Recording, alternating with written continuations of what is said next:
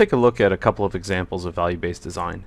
The ability to quickly display, diagnose, and decide is key for any organization to become more data-driven. In our first example, we're looking at revenue and margin performance for an electronics retailer.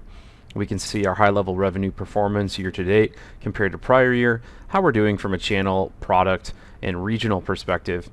And what we can see is that our revenue growth is down about 0.9% overall. We can go ahead and investigate that further and take action on any one of these reports. So here let's filter down for our last month of data, and we can see that our Asia Pacific region is down 13%. So now that we've displayed the problem, let's diagnose what's going on.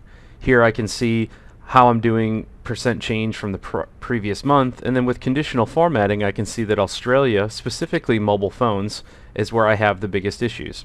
So looking at the last 2 months, we can see that my days on hand inventory is continually getting worse, so we obviously can't meet the demand for that market.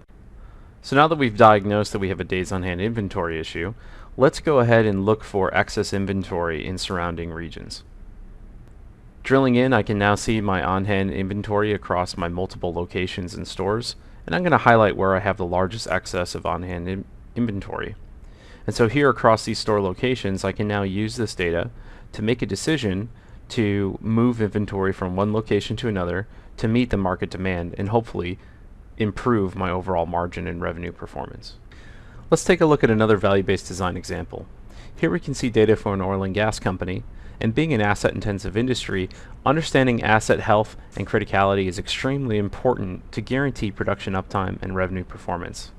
Here we can see some high-level metrics that show our mean time between failure, preventative and corrective measure work orders, and our days since last inspection. On this dashboard, our problem assets are quickly displayed with conditional formatting, and I can easily compare how my asset classes are performing by location to my organization's overall performance.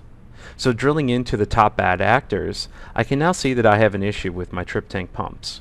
So let's diagnose which assets specifically are causing us the most grief and take action on those.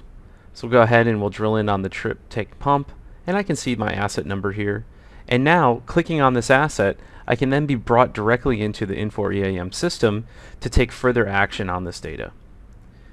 So it's important to understand that the VBD approach is not limited to just analytics. We can support drill paths into other applications like EAM or your other key systems of record.